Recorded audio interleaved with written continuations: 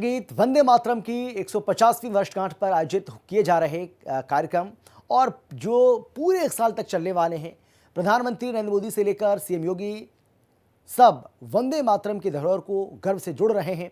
लेकिन मुस्लिम समुदाय इसे लेकर मुखर है और वो इसे आज़ादी की अभिव्यक्ति का आधार बताकर इसे गाने से परहेज कर रहा है, जिसको लेकर सियासत भी गर्म है।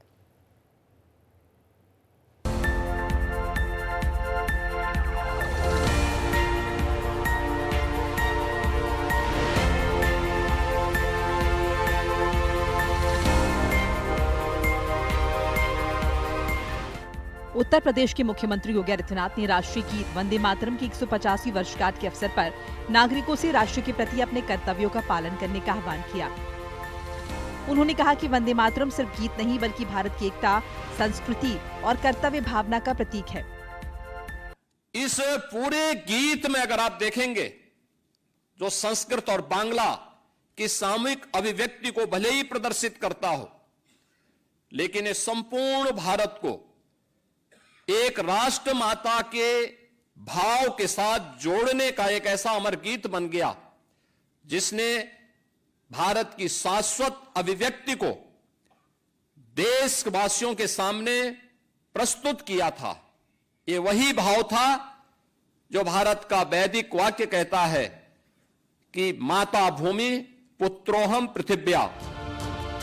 लेकिन राष्ट्रगीत को लेकर मुस्लिम समुदाय की सोच जुदा है।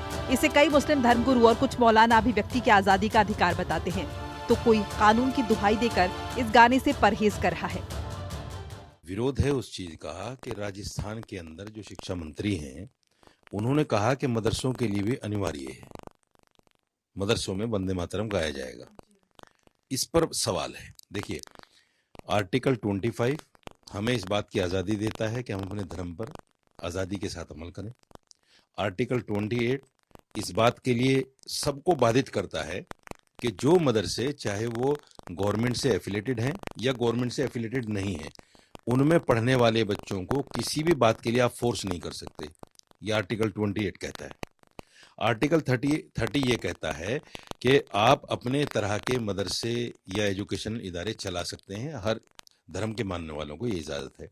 दूसरे, सुप्रीम कोर्ट ने ये कहा है कि अगर कोई आदमी वंदे मातरम या राष्ट्रगान नहीं गाता है तो वो गद्दार नहीं है, वो गद्दार नहीं है। तो फिर क्यों मुसलमानों पर थोपा जाता? वंदे मातरम से ना तो देशभक्ति का कुछ लेना देना है, वंदे मातरम का ना तो देश की या मुल्क की वफादारी या तरक्की से कोई लेना देना है। वंदे मातरम एक जुमला है संस्कृत का, शायद मुझे नहीं पता उतना, लेकिन वंदे मातरम का मतलब इतना होता है, जो एज ए इस्लामिक स्कॉलर जो मानते हैं या जो उलमा इकराम मानते हैं, जो उलमा इकराम की जमात उसको मानती है, जो उसका मायना है, जो तर्जुमा है, मैं वंदना करता हूँ इस मिट्टी की, अपने इस धरती की, मतलब पूजा करता हूँ मैं उसकी। तो वंदे मातरम अगर कोई मुस्लिम या कोई मौलवी कहे या ना कहे, उसमें मेरे ख्याल से इससे देशभक्ति का कोई लेना देना होना नहीं चाहिए। मुस्लिम समुदाय की तथाकथित तुष्टीकरण की राजनीति वंदे मातरम को लेकर सियासत गर्म है। जब देश का एक वो है तो ठीक है, मुझसे कोई इसके मुखालिफ नहीं है। लगातार वंदे मातरम गीत को लेकर लगातार मुस्लिम समुदाय की ओर से लगातार ऐतराज जताता रहा है। अब मैं जो जता रहा है आप उनसे पूछेंगे सही है या नहीं है, अगर विधानसभा हो या पार्लियामेंट में हो, वहाँ हर जगह ये वंदे मातरम से शुरू होती है, विधानसभा भी और पार्लियामेंट भी, और हम उसका आदर सम्मान करते हैं। बीजेपी के कुछ एजेंट लोग हैं, वो हिंदू मुसलमान के नाम पर वंदे मातरम का विरोध करवाते हैं। वंदे मातरम का विरोध कोई नहीं करता। आप मुझे बताइए, पंडित नेहरू के, महात्मा गांधी के जमाने से वंदे मातरम गाया जा रहा है। आज तक कभी कांग्रेस कार्यालय में तो हिंदू मुसलमान सिख ईसाई फारसी जैन बौद्ध हर तरह का आदमी होता है कांग्रेस कार्यालय में। कांग्रेस की सरकारें रही है, कभी विरोध हुआ?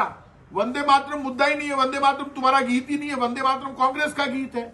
और कांग्रेस के गीत पर तुम कब्जा करना चाहते हो, वैसे ही जैसे कांग्रेस के नेता सरदार पटेल पर आपने कब्जा करने की कोशिश की। दरअसल वंदे मातरम की रचना बंकिम चंद्र चट्टोपाध्याय ने 1875 में अपने उपन्यास आनंद मठ में की थी। ये गीत भारत की आजादी की लड़ाई का प्रतीक बन गया और देश के कई हिस्सों में स्वतंत्रता सेनानियों की तरफ से गाया जाने लगा।